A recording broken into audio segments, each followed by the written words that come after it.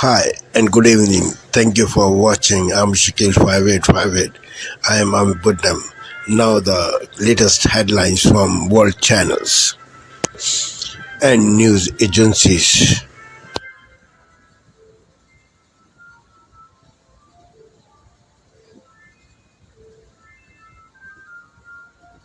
Purported leaked. Big Rewards. Grand Designs Australia. Thursday at 8 on ABC and ABC iView. Today, a new independent body to target prevention rates following the Royal Commission into Defence and Veteran Suicide. We have accepted through the Cabinet process the overwhelming majority of the Royal Commission's 122 recommendations.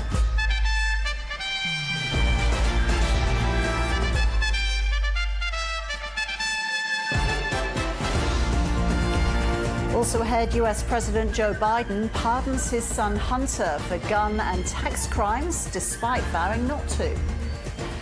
Syria's military rushes in reinforcements in an attempt to push back insurgents in the country's northwest. And federal police charge 13 following the largest cocaine bust in Australia's history.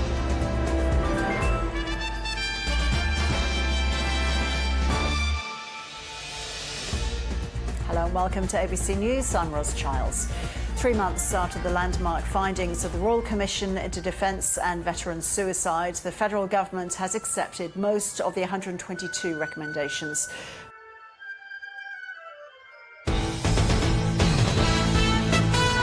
From ABC News World Headquarters in New York, this is World News Tonight.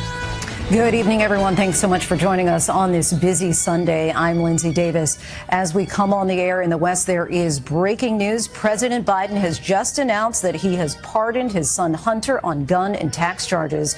Hunter Biden was potentially facing decades in prison. President Biden had long maintained that he would not pardon his only surviving son, telling David Muir just this summer emphatically that he would not. President Biden said in his statement, "Here's the truth. I believe in the justice system, but as I have wrestled with this, I also believe raw politics has infected this process and it led to a miscarriage of justice. And once I made this decision this weekend, there was no sense in delaying it further. I hope Americans will understand why a father and a president would come to this decision."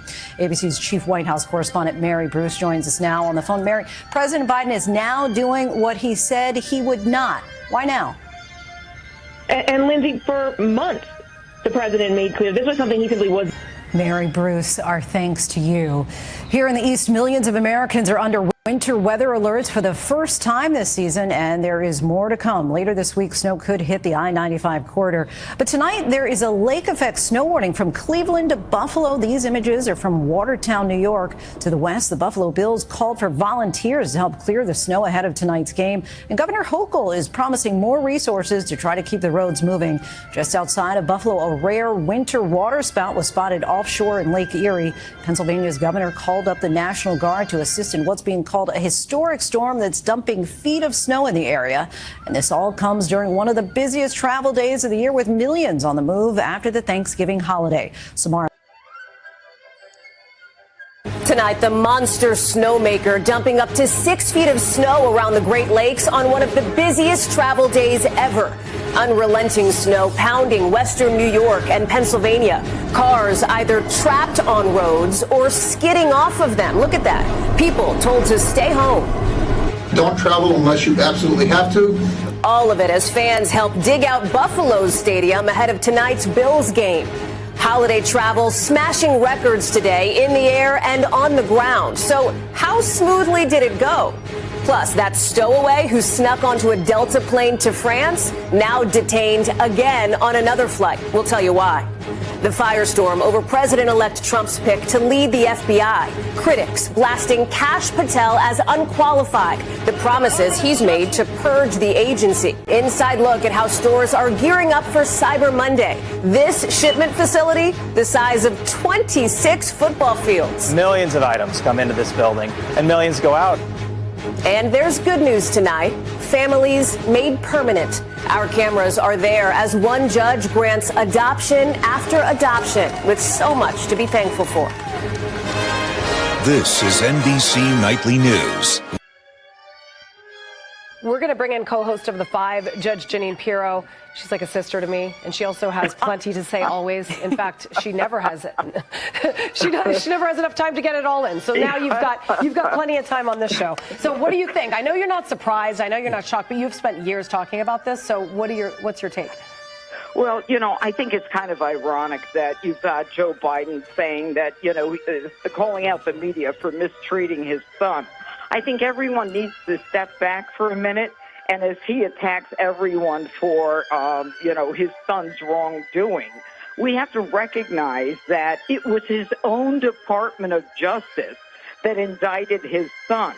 But they indicted his son after leaving the highest earning years of money that he made when he was working with some of these foreign countries, so he wouldn't have to pay back so much, but more importantly, so it wouldn't tie in Joe Biden, as it clearly was evidenced by a lot of the emails and information we found out. So that's the number one thing. I think we have to recognize if Joe Biden's complaining, it's his own Department of Justice who did him a solid with that initial fake deal that couldn't pass muster with a federal judge.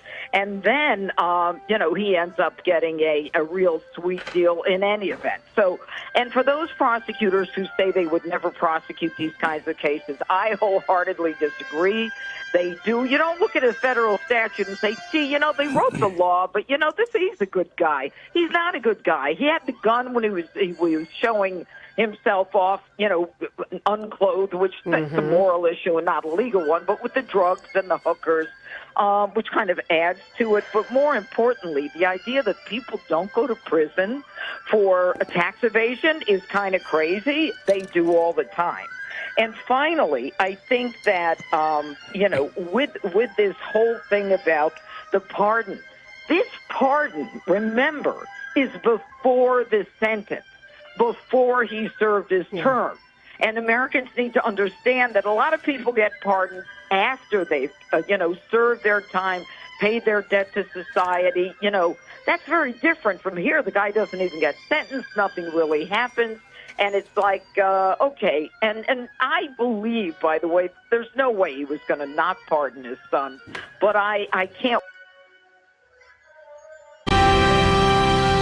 Tonight on PBS News Weekend, the president-elect tapped strong Trump loyalist and FBI critic Kash Patel to head the agency. Then, with high grocery prices across the country, how a food bank in Texas is providing nutritious food for those in need. For a long time, I would say probably 5 or 6 years, we were serving an average of 50 families a week.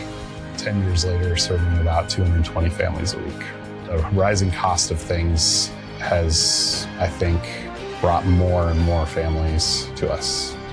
And as Americans gather for the holidays, how to navigate political differences and find the good in everybody.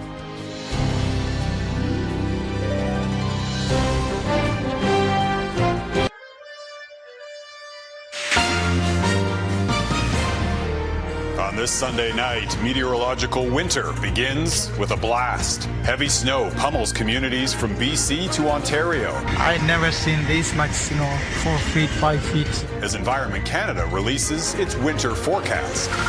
Syria and civil war. The Syrian government's forces have been extremely weak and have rapidly retreated. The sudden offensive by Islamist rebel fighters. Why it matters for other conflicts in the Middle East and Ukraine.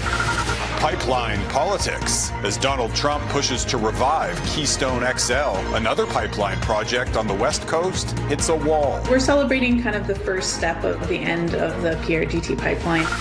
Plus, food safety fears. Contaminated cucumbers and carrots. What's behind the recent wave of recalls on produce? Global National. Reporting tonight, Jeff Semple. Good.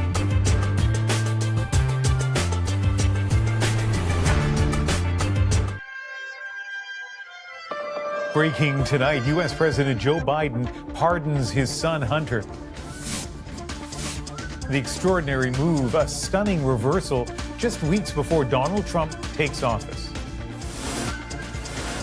A blast of winter paralyzes parts of Ontario and the U.S. It's like nothing I've ever seen before. More than a meter of snow knocks out power in Strand's vehicles. Hello, everybody. What's up? I'm Matt Matheson. He's a chef, restaurant owner, and now producer of the Emmy-winning show The Bear. He was like, can you act? I'm like, I don't know. I was just like, we'll see. From the Maritimes to Hollywood, Matty Matheson's road to success in the Sunday interview. From CBC News, this is The National with Ian Hennemanson. All right, lots to discuss now with Eric Ham. He's CTV's political analyst. Hello to you, Eric. So let's start with the breaking news on this Sunday. Joe Biden has pardoned his son, Hunter, doing something that he said he would not do. Nonetheless, here we are. What's your reaction?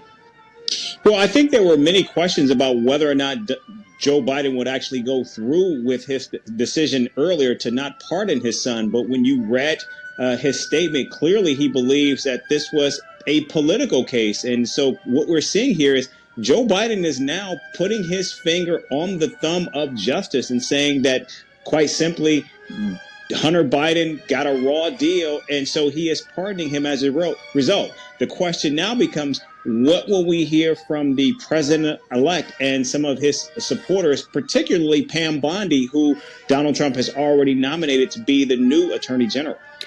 Well, what can the incoming administration do, if anything, about this pardon? Is it a done deal? Oh, there's nothing you can do when a presidential pardon has been offered. It's actually, it's simply nothing that can be done to overturn or reverse it. That's one of the many benefits of being the president of the United States. Now there is growing concern among Democrats, however, that there will be a number of political donors who will also be looking for pardons from Joe Biden. And so that's a growing concern that many have in terms of, will he begin to issue even more pardons? We saw when Barack Obama left office, he began pardoning thousands of people for low-level marijuana offenses and other drug offenses. And of course, there was a lot of scandal when Bill Clinton also left with a number of pardons for very wealthy donors as well. Tonight, snow emergency. A massive storm dumps on the holiday rush home. Travel impossible in some areas, several states in a deep freeze. I'm Rob Marciano in the lake effect snow zone, where it's been coming down here in Orchard Park, New York. Piles like this are already all over town. At airports, a travel crunch. Annalise Preston at LAX says the TSA nationwide expects today the biggest crowd ever on a single day. Also tonight, what to know about Kash Patel, President-elect Donald Trump's pick to lead the FBI. I'm Weijia Jiang in West Palm Beach, why Democrats say Kash Patel is a dangerous choice. In Gaza today, a lifeline for Palestinians is cut off. I'm Deborah Patter in East Jerusalem with details on how the UN decision to pause delivery of aid to Gaza will impact starving Palestinians. Box office record. Bring it on, Moana 2 serves up a Thanksgiving feast for Hollywood. And later, a taste of the future. How drone deliveries are taking off. It's really like living in the future. This is the CB. Based in Bangkok. Follow me here for breaking news and stories from Southeast Asia on France 24.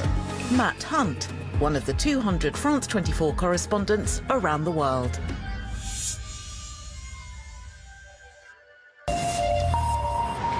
Hello and a very warm welcome to you. You're watching Daybreak here on France 24. These are the headlines. Using the presidential pardon for his son, US President Joe Biden says he does trust the judiciary but felt compelled to intervene. We're going to be crossing live to Washington to our correspondent Fraser Jackson.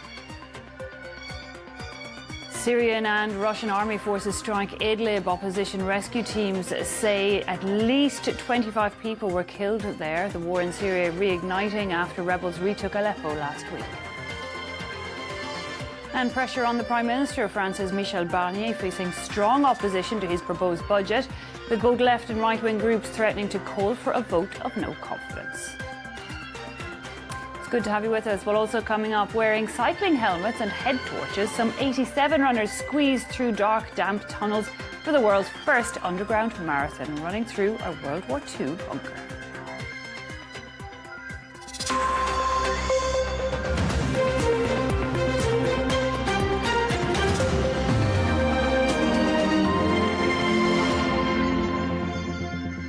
Presidential pardon for his son. US President Joe Biden says he trusts the judicial system but has nonetheless stepped in to save his son, who was facing up to 25 years in prison on felony charges. Hunter Biden was in fact facing sentencing on 2 criminal cases, one for tax evasion and one for lying about drug use when he bought a firearm. Biden had said as president he would not intervene, but now says he felt the charges were more about him than his son. Well, let's cross over to our correspondent in Washington, Fraser Jackson. Fraser, Biden then... Well,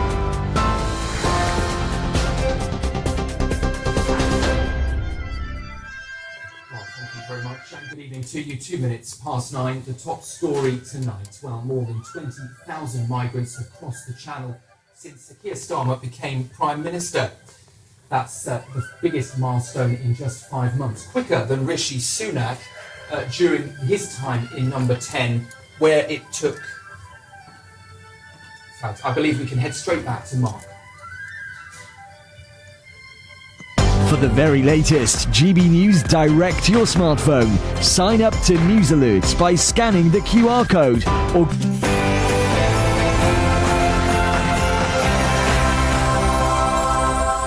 It is 9 o'clock on television, on radio and online in the United Kingdom and across the world. This is Mark Dolan Tonight. In the big opinion, after just 5 months in charge, Sir Keir Starmer is planning a reboot of his struggling new administration. The problem is, will the next 5 months be worse than the last? Find out in just a moment. In a big story, as allegations around MasterChef star Greg Wallace mount, we'll hear from Channel 4's How Clean Is Your House star Aggie McKenzie with her own experience of working with the star. Would slashing immigration numbers save Sir Keir Starmer's premiership? I'll be asking my top Westminster insider. And this weekend sees the 150th anniversary of the birth of Winston Churchill. And a new book draws parallels between President-elect Donald Trump and our greatest ever wartime leader. So, will Donald Trump save the West as Churchill did in 1945? The author of this remarkable and controversial new book joins me before the end of the hour. And in the Take at 10, as pressure mounts on Greg Wallace, the MasterChef star, well, he just keeps on digging. Handful of middle-class women of a certain age. Yikes! Who's advising him? I'll be giving my verdict on yet another scandal engulfing the BBC at 10. CNA. This is Asia Now. It's 12 p.m. in Singapore and Hong Kong, 9:30 in New Delhi and 11 o'clock in Jakarta. I'm Paul Sim. At this hour, Malaysia's jailed former Prime Minister Najib Razak takes to the witness stand in his SHA 1MDB trial today. He's making a case to spend the rest of his prison sentence under house arrest this week. US President Joe Biden takes a shocking U-turn weeks before he leaves office. He's granted a full and unconditional pardon to his son Hunter, who is facing sentencing for 2 criminal cases.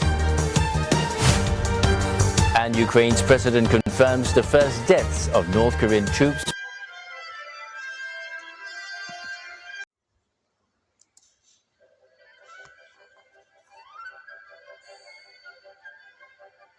He's granted a full and unconditional pardon to his son Hunter, who is facing sentencing for 2 criminal cases. And Ukraine's president confirms the first deaths of North Korean troops fighting alongside Russia in the Kursk region.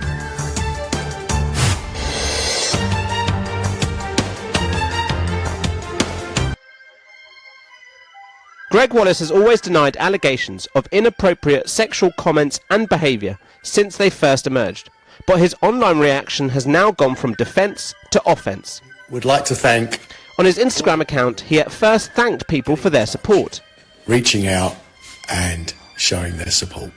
Then he posted an image saying, "We are all different." And today, he hit back. Now, in the newspaper, I can see the complaints coming from a handful of middle-class women of a certain age just from Celebrity MasterChef.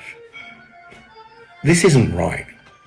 Wallace was responding following reports from the Telegraph and BBC News, with people alleging him of inappropriate behaviour and making sexist jokes on a range of programmes. One of the complainants was Kirsty Walk, who appeared on Celebrity MasterChef in 2011. And Greg Wallace came in and launched into a soliloquy, essentially a story of a sort of sexually inappropriate nature. Wallace's lawyers deny he engages in sexually harassing behaviour, and he posted 3 videos today responding to the allegations. How many staff made a complaint about me? Absolutely none. 0. But more complaints came forward this weekend. A producer who worked on MasterChef and Eat Well for Less told the Daily Telegraph she raised concerns to BBC bosses about Wallace, accusing him of undressing in front of colleagues. Asama Mir said she complained about Wallace in 2017, with the Sunday Times revealing a BBC executive had told Wallace his behaviour cannot continue. But the Observer said a letter was sent to the BBC in 2022 containing multiple allegations of inappropriate behaviour by Wallace.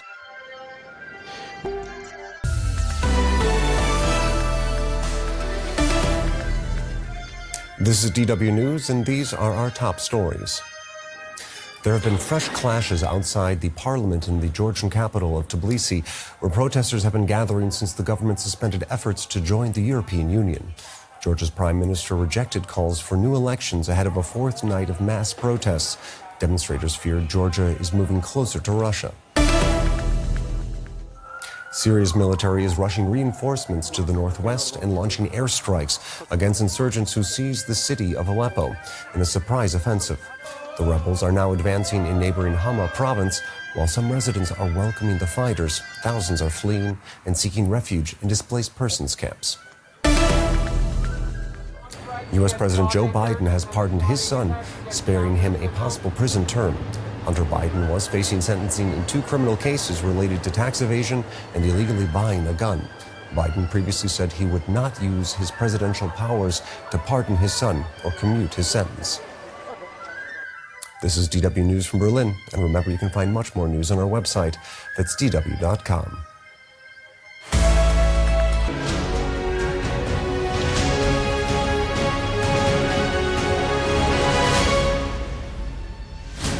This is Sky News, the headlines. Joe Biden issues a presidential pardon for his son Hunter. A former MasterChef contestant tells Sky News allegations against Greg Wallace are the tip of the iceberg, but the TV judge remains defiant. I can see the complaints coming from a handful of middle-class women of a certain age. In Syria, Russian and government forces bomb rebel-held areas as the insurgents continue their advance. The voters wary of the political merry-go-round in Ireland, with the 2 dominant parties likely to return to government. Plus, Liverpool go 9 points clear at the top of the Premier League after beating Manchester City at Anfield.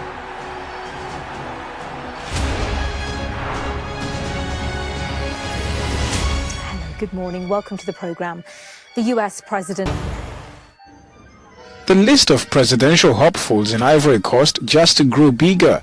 The latest entrant is the ex-wife of former President Laurent Gbagbo. Simone Hive won the nomination of her party, the Movement of Capable Generations, at a congress in her native town of Mosul in Ivory Coast's southeast.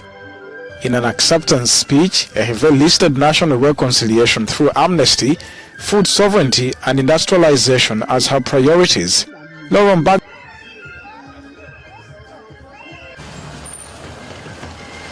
a startup based in Sao Paulo's second largest favela, Paraísopolis, says it expected to make some 80,000 Black Friday deliveries. The company began in 2020, aiming to meet the needs of residents who were underserved. Many areas were controlled by drug dealers and streets weren't clearly marked. We didn't have the facility to receive the product at our home. Today it is much better and practical. In fact, since expanded to create 6 new distribution centers. The Marrakesh International Film Festival opened Friday night with actors and filmmakers from around the world gracing the red carpet. 70 features from 32 countries are being showcased for movie lovers at the festival. The competition also contains 14 first or second films contesting for Gold Star and other prestigious awards. I want to see cinema that provokes me. I want to see cinema that doesn't try to be tidy. I want to see cinema that is taking big risks. I want to see cinema that can be not perfect, but alive. You never know, but you know when a movie really grabs you and it teaches you something. Organizers say prominence will be given to emerging talent from the Middle East and Africa. You know, I live in a bubble in England or America, and I see things, but when you're working, you don't really see that much. You kind of go into your own sort of hermetically sealed world. So it's like coming to something like this, you get a bit more of a sense and learn a bit more. So in its 21st edition, the week-long festival is increasingly making its presence felt.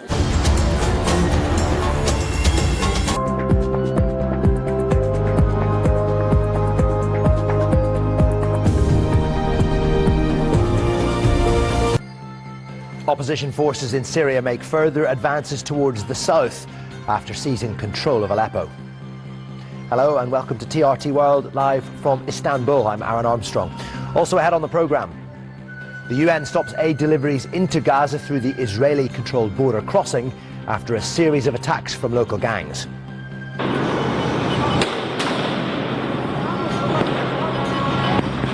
Georgia's Prime Minister claims his government is committed to EU membership as protesters storm the capital for a 4th consecutive night. And oil-producing nations oppose a cap on plastic production as a summit to reduce pollution ends without a deal.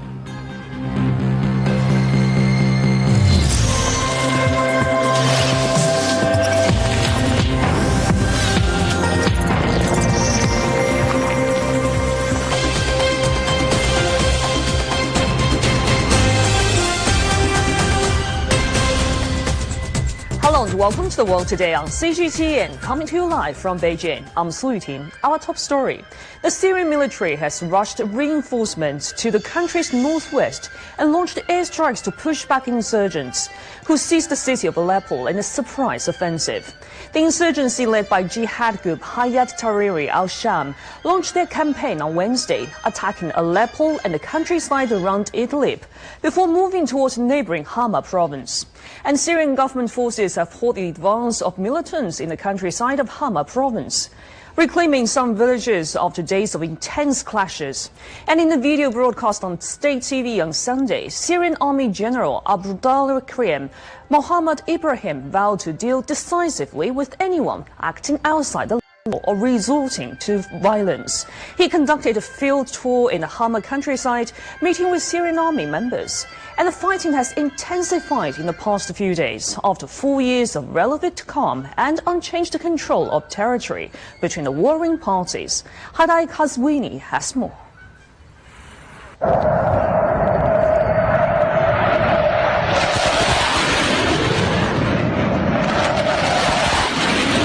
The war is back to square one, with scenes forgotten by the people of Aleppo for 8 years after a relative calm that governed the city as a result of understanding between Russia, Iran and Turkey. Thank you for sparing your precious time. This is Amir Shakil. Have a good life. Bye-bye.